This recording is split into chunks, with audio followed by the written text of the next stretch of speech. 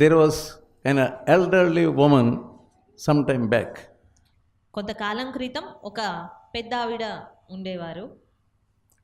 Her son was killed ఆమె కుమారుడు and చంపబడ్డాడు. somebody killed him. అతని కుమారుణ్ణి ఎవరో చంపేశారు. She was praying, కానీ ఆమె ప్రార్థిస్తుంది, Lord, show me who killed my son.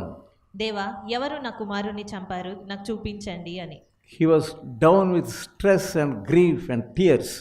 ఆమె ఎంతగానో దుఃఖం చేత రోదన చేత ఎంతగానో నింపబడి ఉన్నది. And God one day in her dream showed heaven. దేవుడు ఒక దినాన ఆమెకు కలలో పరలోక రాజ్యాన్ని చూపించారు. And she saw a big house. ఆమె అక్కడ ఒక పెద్ద ఇంటిని చూసింది. And she entered into that house. ఆమె ఆ ఇంట్లోకి ప్రవేశించింది. It was so beautiful. ఆ ఇల్లు ఎంతో అందంగా ఉంది. Many rooms. ఎన్నో గదులు ఉన్నాయి. And she asked the Lord, అప్పుడు Lord, whose house is this? అప్పుడు ఆమె దేవుణ్ణి అడిగింది, దేవా ఎవరిది ఈ గృహము అని. This house belongs to the one who killed your son. ఈ గృహము నీ కుమారుణ్ణి చంపిన వ్యక్తిది అని చూపించారు దేవుడు. She was shocked. ఆమె ఎంతో ఆశ్చర్యపోయింది. The next day morning, ఆ తర్వాత దినము ఉదయాన్నే one young boy came to her house. ఒక యవనస్తుడు ఆమె ఇంటికి వచ్చాడు. She went in straightly and stood before her. అతడు నేరుగా వెళ్ళి ఆమె ముందర నించున్నాడు. And with tears, he told her, కన్నీటితో ఆ యవనస్తుడు ఆమెతో చెప్తున్నాడు, I am the one who killed your son. మీ కుమారుణ్ణి చంపిన వ్యక్తిని నేనే అని. Please forgive me. దయచేసి నన్ను క్షమించండి అని. I want to receive any punishment. నేను ఎలాంటి శిక్షనైనా అనుభవించడానికి సిద్ధంగా ఉన్నాను. I am ready to receive whatever punishment you give me. మీరు ఎలాంటి శిక్షను నా కొరకు ఇచ్చినా కానీ నేను అనుభవించడానికి సిద్ధంగా ఉన్నానండి అని చెప్పారు. I am in your hands. నేను ఇదిగోండి మీ చేతుల్లో ఉన్నాను, మీరు ఏదైనా చేయవచ్చు అని. You can kill me. మీరు నన్ను చంపడానికైనా Or you can పర్వాలేదు, send me to jail. లేదా నన్ను జైలుకి పంపినా పర్వాలేదండి అని. You can even send me to gallows. నన్ను ఉరి స్తంభం ఎక్కించడానికి మీరు ఇష్టపడ్డా పర్వాలేదు అని చెప్పాడు.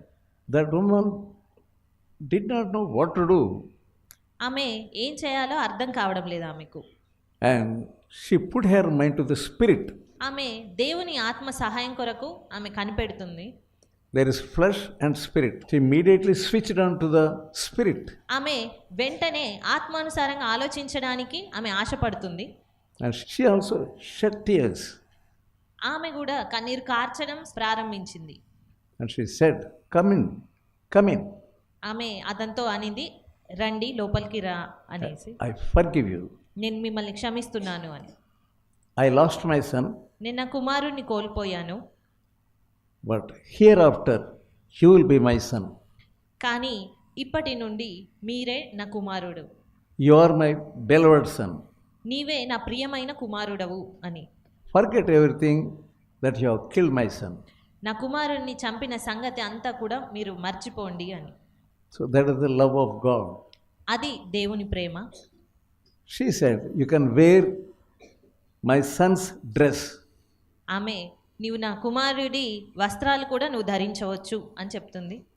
You can sit with me on the dining table. నా యొక్క భోజనపు బల్ల దగ్గర నీవు నాతోనే కూర్చోవాలి. You will be my son. నీవే నా కుమారుడవు. That's what the love of God is. అది దేవుని ప్రేమ అంటే. Let's turn to Romans 13th chapter. రోమీలకు రాసిన పత్రిక 13వ అధ్యాయం చూద్దాము. And 10th verse. 10వ వచనము. Love is the fulfillment of the law. ప్రేమ పొరుగువానికి కీడు చెయ్యదు గనుక ప్రేమ కలిగి యుండుట ధర్మశాస్త్రమును నెరవేర్చుటయే. The love is the fulfillment of the law. ప్రేమ కలిగి యుండుట ధర్మశాస్త్రమును నెరవేర్చుటయే. Many people, they can't fulfill the law. చాలా మంది ధర్మశాస్త్రమును నెరవేర్చరు. But if you have love of God in you, మీలో దేవుని ప్రేమ ఉంటే that is fulfilling the law. అదే ధర్మశాస్త్రమును నెరవేర్చుట. What does the word of God say? దేవుని వాక్యము ఏం చెప్తుంది? Love God with all your heart, నీ దేవుణ్ణి పూర్ణ హృదయంతో ప్రేమించాలి అని, with all your strength, నీ పూర్ణ శక్తితో, with all your mind, నీ పూర్ణ మనసుతో, with all your wisdom. నీ యొక్క పూర్ణ జ్ఞానముతో ప్రేమించాలి అని. That is the first commandment. అది మొట్టమొదటి ఆజ్ఞ. The second commandment, రెండవ ఆజ్ఞ, love your neighbor as yourself. నిన్ను వలె నీ పొరుగువాన్ని ప్రేమించుము అని.